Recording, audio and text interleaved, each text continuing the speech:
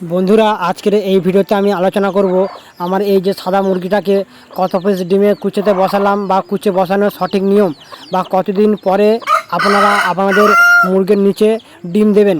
বন্ধুরা আমি যে কুচে বসানোর কথাটা বলছি অনেকে আছেন বুঝতে পারছেন না কুচে বসাটা কী জিনিস। বন্ধুরা আমি বলি, আমরা যেটা বলি ইন্ডিয়ায় বেশিরভাগ জায়গায় বলে থাকি আমরা ডিমে তাওয়ায় বসছে বা মুরগিটাকে ডিমে তাওয়ায় বসানো, ঠিক আছে বন্ধুরা। তা এটাই কিন্তু বাংলাদেশে অনেক দাদা ভাইরা বলে থাকে যে কুচে বসানো। তো বন্ধুরা দেখতে পাচ্ছ এটা 3 তারিখের ভিডিও, মানে নভেম্বরের 3 তারিখের ভিডিও। এইটা আগের দিন রাতের বেলার ভিডিও, ঠিক আছে বন্ধুরা। আমরা এই মুরগিটা মোটামুটি একদিন আর আজকে এক রাত, মানে প্রায় 24 ঘন্টা এই মুরগিটা কিন্তু ডিমে বসার জন্য রেডি হয়ে গেছে বা তাওয়ায় বসার জন্য রেডি হয়ে গেছে। তো বন্ধুরা সবার প্রথমে বলি, আপনাদের মুরগি যখন ডিম পাড়বে তখন কিন্তু আপনারা পার ডে প্রতিদিনের ডিম প্রতিদিন তুলে নেবেন। কারণ কি বন্ধুরা, যদি একসাথে ডিমগুলো থাকে তখন কি হবে, আমাদের যে মুরগিটা যখন প্রতিদিনের ডিম পাড়বে, যে প্রথম দিন যে ডিমটা পড়েছিল সেই ডিমটা কিন্তু একটা তাপ পাবে পার ডেই, ঠিক আছে বন্ধুরা। প্রতিদিন 10 মিনিট 20 মিনিট করে কিন্তু তাপ পাবে।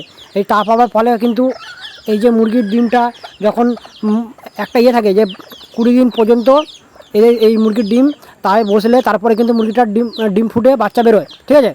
তো বন্ধুরা সেটা কিন্তু আপনারা খেয়াল রাখবেন। তো বন্ধুরা এবারে বলি, এই যে মুরগি যখন মোটামুটি 1 দিন থেকে 2 দিন কুচে বসে যাবে বা তাওয়া টানে এসে যাবে, তারপরে মুরগির নিচে ডিম দিতে হবে। তো বন্ধুরা আমার এই সাদা মুরগিটা কত পিস ডিম পেড়েছে সেটা বলি। আমার সাদা মুরগিটা ডিম পেড়েছিল বন্ধুরা 10 পিস। 10 পিস ডিমের মধ্যে 3 পিস ডিম আমরা খেয়ে নিই এবং 7 পিস ডিম এখন রয়েছে। তা সেইগুলোই আমরা আর কি মানে ভাবছিলাম যে এটা মুরগিটাকে বসাবো না, কিন্তু লাস্টে আমরা সিদ্ধান্ত নিই যে মুরগিটাকে ডিমে বসাবো, মানে কুচেতে বসাবো বা তাওয়ায় বসাবো। বন্ধুরা দেখতে পাচ্ছেন স্ক্রিনে দেখলেন যে মুরগির বাচ্চাগুলি, সেগুলো কিন্তু আমার 7 পিস বাচ্চা ছিল। 7 পিস বাচ্চার মধ্যে 6 পিস বাচ্চা আছে এবং এখানে 7 পিস ডিম দেখতে পাচ্ছেন। 7 পিস ডিমটাই কিন্তু আমি আমার এই মুরগিটাকে নিচে ডিমটা দেবো, এই মুরগির নিচে ডিমগুলো দেবো। এবং এর মধ্যে কত পিস ডিম বাচ্চা ফোটে না ফোটে তাও মানে আপনাদের আপডেট দেবো। কত পিস ডিমের মধ্যে বাচ্চা হবে কি না সেটাও আমি করবো, ক্যান্ডেলিং বা লাইটিং করে ডিমটাকে চেক করবো, ঠিক আছে বন্ধুরা। তা আপনারা কতদিন পরে ডিমটা চেক করবেন, আপনারা মোটামুটি 5 থেকে 6 দিন পরে ডিমটা চেক করবেন। এই যে দেখতে পাচ্ছেন বন্ধুরা, এটা কিন্তু 4 তারিখ 11 মানে নভেম্বরের 4 তারিখে এটা কিন্তু আমি ডিমগুলো নিচে এটা আমার ডেট থাকে লেখা থাকে, বা ডেটটা আমি আপনাদের সামনে তুলে রাখি যাতে আমাদের সুবিধা হয় কতদিন পর মুরগির ডিম পারছে না ডিম বাচ্চা থেকে, মানে এই বাচ্চা থেকে ডিম ফুটে বেরোবে।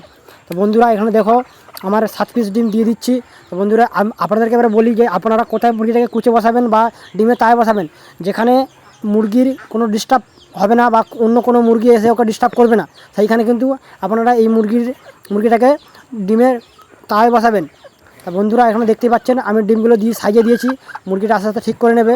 আর আপনাদেরকে বলি এবারে যে কুচে বসাবেন বা মুরগিটাকে ডিমে বসাবেন কোথায় বসাবেন। বন্ধুরা এই দেখতে পাচ্ছেন এখানে একটা দেখুন ফলের ট্রের মধ্যে আমি দিয়েছি। আপনারা চাইলে যে ঝড়াতে বসাতে পারেন। নিচে ভালো করে একটা মানে কাপড় বা চটের বস্তা দিয়ে দেবেন, দেওয়ার পরে আপনারা ডিমগুলো সাজিয়ে দেবেন।